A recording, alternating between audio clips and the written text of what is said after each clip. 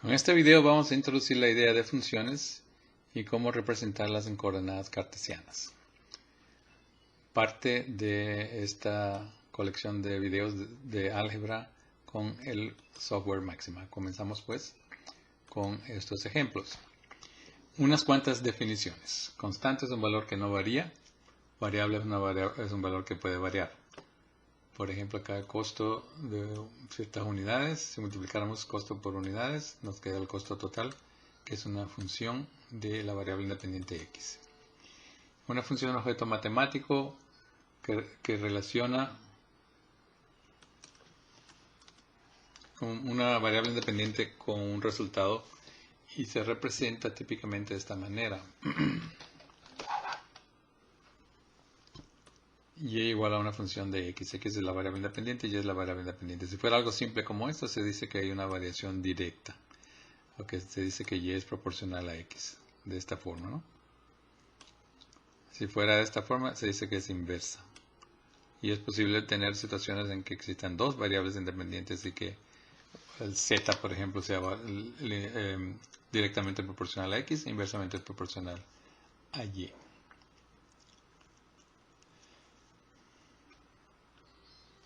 A ver, una función de la forma así se dice que es una función lineal de primer orden. Una función de esta forma es una función cúbica. Una función de esta forma es una función cuadrática.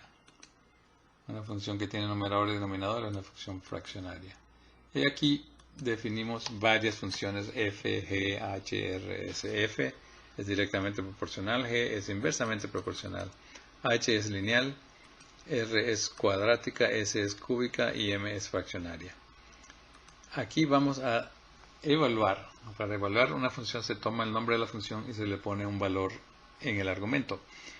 Pueden ser, en máxima los argumentos pueden ser literales, como letras A, B, C, o numéricos, como 2, 4, 6, o el número pi, por ejemplo. Entonces aquí tengo una lista donde se evalúa la función f, la función g, la función h, remember las expresiones están acá arriba, la función r, cuadrática, la función s cúbica, la función m fraccionaria.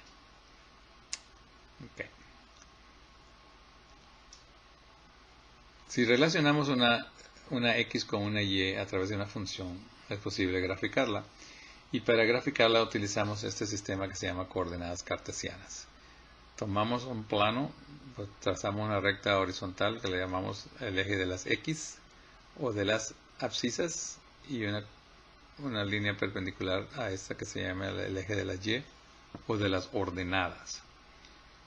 Calibramos cada lado de los ejes con valores positivos a la derecha, negativos a la izquierda de la x, positivos hacia arriba, negativos hacia abajo de la y podemos establecer coordenadas. Un punto sobre el eje x, por ejemplo acá, tendrá coordenadas 4 unidades, pero no está sobre el eje, entonces su coordenada y es 0.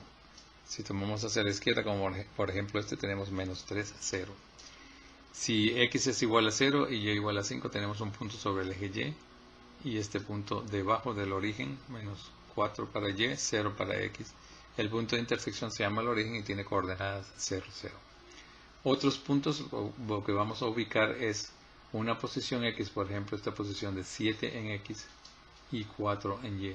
Trazamos líneas perpendiculares a esos valores 7 y 4 y la intersección nos da el punto de coordenada x7 y coordenada y4.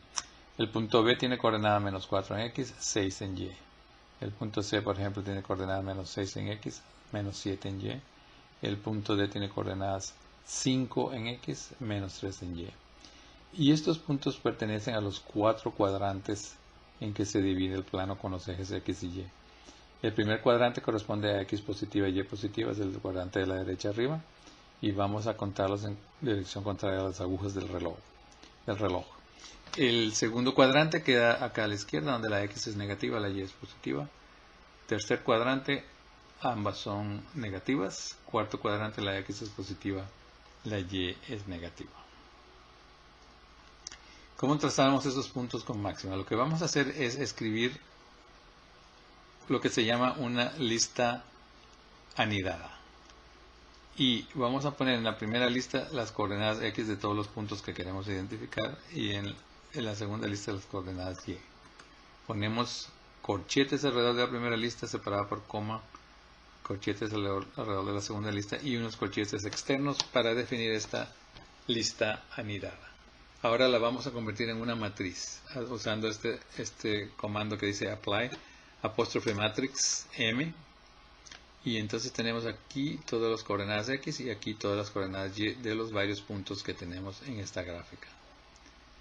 Ahora vamos a producir una gráfica utilizando el comando wxDraw2D. Eso quiere decir, wx se refiere a que esta interfaz se llama wx máxima.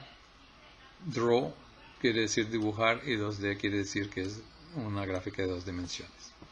Este es un solo comando, pero lo hemos dividido en líneas para presionando Enter y le he puesto comentarios acá. Esta línea que aparece aquí entre la pleca asterisco y que termina con asterisco pleca es ignorado completamente por Máxima. Son solamente piezas informativas para el que lee este documento. Aquí pongo por ejemplo el comando de dibujo en wx máxima, wx de draw. Aquí se selecciona el círculo con como el tipo de punto, point type igual 6, coma. Se asegura que se tracen los puntos igualdades y no los puntos unidos al indicar que points join es falso. Aquí se utiliza la matriz M como datos de entrada. Se dice points transpuesta de M. Y aquí se le da etiqueta al eje X, etiqueta al eje Y, rango de X, rango de Y. Y grid 1.1 quiere decir que se va a especificar un grid, una parrilla, una cuadrícula simple. Esto está listo para ser dibujado. Hacemos clic sobre el comando, hacemos Shift, mayúscula Enter. Y esto nos produce los varios puntos. Por ejemplo, aquí tenemos coordenadas 4 con 0. Tenemos este punto aquí tenemos 6 a mitad tal 7 con 4. ¿Qué son estos puntos? 4 con 0, 7 por 4 los otros puntos. Los ejes X y Y no se muestran claramente. Ahora, si usted toma este comando, le quita borra todos los comandos y simplifica, se puede reducir el número de líneas que se utilizan. Pero si llegaríamos como grid igual 1.1, eso es el último comando acá. Le vamos a agregar lo siguiente: x-axis equal true, quiere decir que el x-axis es verdadero, el eje de las x es verdadero. X-axis type sólido, quiere decir que va a ser una línea sólida. Y-axis true, quiere decir que el axis y va a presentarse, el eje y va a ser sólido. Con estos comandos, la gráfica ahora muestra claramente los ejes X y Y. Para trazar la gráfica de una función hay que definir la función, y en vez de utilizar points como utilizamos aquí, que corresponde a puntos individuales, también está acá, vamos a utilizar esta especificación explicit. Antes le ponemos un color equal red para indicar de qué color viene la gráfica. Explicit quiere decir la función f de x que definimos acá. Tenemos las etiquetas, los rangos, el grid 1.1 y mostramos los ejes. Y vamos a hacer Shift Enter. Y nos produce esta gráfica.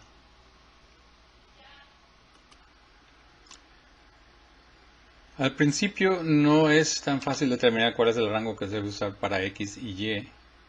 Por ejemplo, acá pusimos para el valor de X entre menos 10 y 10 para calcular acá, y le pusimos rango de menos 2 a 4.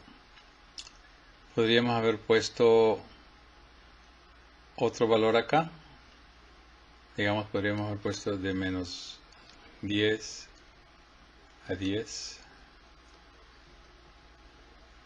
y me hubiera salido este dibujo.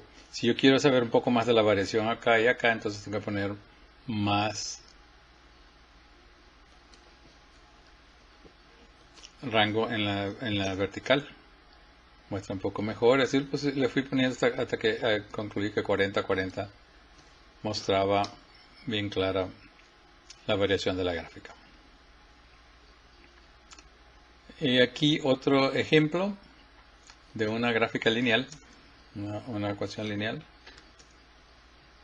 que produce una línea recta, por supuesto. Si trazáramos dos gráficos juntos, por ejemplo esta línea recta y una cuadrática, tendríamos que definir explícitamente la función f de x y la g de x, cambiando color para que se puedan distinguir, y mantendríamos, digamos, las características de los ejes, y produciría una gráfica como esta. Ahora, si queremos distinguir cada una de esas gráficas con una leyenda, en vez de solamente diferenciar los colores, antes le ponemos esta key. Key quiere decir clave, y la clave de la primera es f de x, la clave de la segunda g de x. El resto es lo mismo que anteriormente. La diferencia es que ahora aparecería esta leyenda aquí con los dos valores. Ahora, en este caso en particular, las curvas cruzan la leyenda y no se ve muy claro. Lo quisiéramos poner, digamos, en esta esquina inferior derecha. Entonces lo que hay que agregar es esta especificación que dice key pose. Eso quiere decir la posición de la clave. Bottom right. Bottom quiere decir abajo y right a la derecha. Con esto, el gráfico que resulta tiene la leyenda acá abajo y no interfiere con las gráficas mismas, y se distingue cuál es la línea fx y cuál es la línea g de x. Vamos a tratar de trazar la ecuación de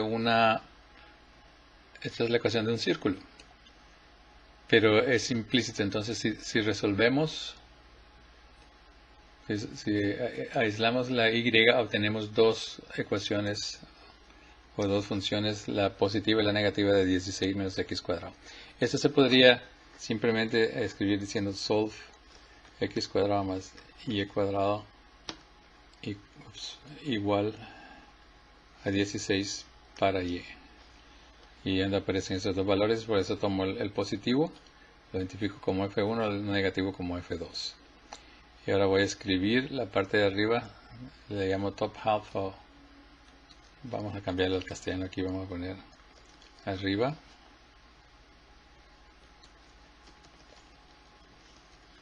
Y abajo. Y produce esto, ¿no? Puse la posición en el mero centro. Pero no aparece como un círculo. Esto se debe a que las unidades en el eje de las X son más grandes que las unidades en el eje de la Y. Para lograr tener el mismo tamaño de unidades en X y Y, utilices esta especificación. Proportional axis igual X y Y, eje proporcional para X y Y. Y con eso ya sí aparecen del mismo tamaño y aparece el círculo bien claramente trazado. Aquí tengo otro caso de ecuaciones cuadráticas en los que definimos la parte de arriba y la parte de abajo y utilizamos los ejes proporcionales. Y con ejes proporcionales esto sí aparece como la forma correcta, que es una elipse. Es la ecuación de una elipse. Y esto es lo que quería presentar sobre coordenadas cartesianas y sobre funciones para poder representar gráficamente tales funciones. Con eso terminamos el video correspondiente a funciones de coordenadas cartesianas.